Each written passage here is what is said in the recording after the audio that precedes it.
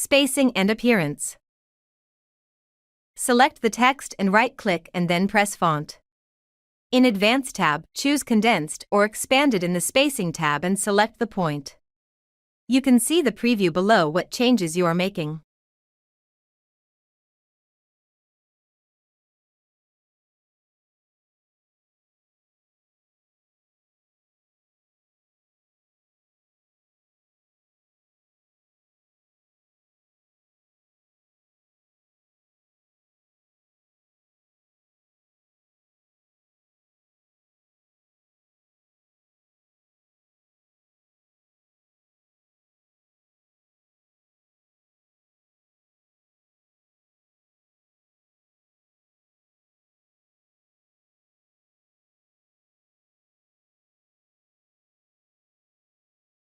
Thanks for watching.